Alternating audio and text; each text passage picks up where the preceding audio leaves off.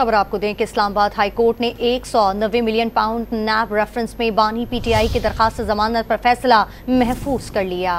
Chief justice Aamir Farooq और justice Tariq Mahmood Jahangiri ने फैसला महफूज किया है। इस पर बात करेंगे डॉन न्यूज़ के नुमाइंदे उमर मेहताब बरनी हमारे साथ मौजूद हैं। उमर, बताइएगा आज की इस समाअत का अहवाल।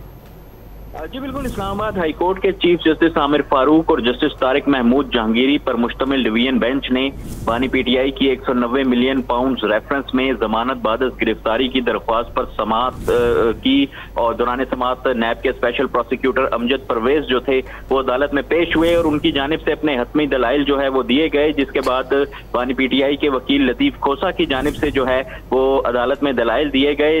दोनों जानिब से दलाइल मुकम्मल होने के बाद अदालत की जानिब से बानी पीटीआई की जमानत बादस गिरफ्तारी की दरख्वास्त पर फैसला जो है वो महफूज कर लिया गया। अमजद परवेज की जानिब से जो है दौरान दलाइल अदालत को बताया गया कि करप्शन के खिलाफ यूनाइटेड नेशन कन्वेंशन के मुताबिक करप्शन की प्रॉपर्टी इफेक्टिव रियासत को जाएगी। बहरिया टाउन और मलिक रियाज को फायदा पहुंचाने के लिए पैसा सुप्रीम कोर्ट के अकाउंट में भेजा गया।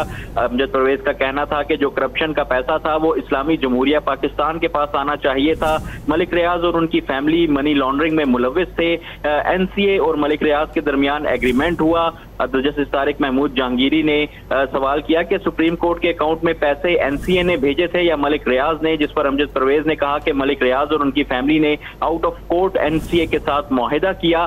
जस्टिस तारिक महमूद जहांगीरी ने कहा कि आपके पास इस मुआहिदे का भी कोई सबूत या दस्तावेजात नहीं, आप वो बात क्यों कर रहे हैं जिसका आपके पास सबूत नहीं है। आपसे पहले पूछा था कि फ्रीजिंग या डीप फ्रीजिंग का ऑर्डर आपके पास है, आपने कहा कि उनमें से कोई दस्तावेज आपके पास मौजूद नहीं है। जस्टिस तारिक महमूद फैसला महफूज कर लिया गया है। तफसीलात बता रहे थे उमर, आप बहुत शुक्रिया आपका।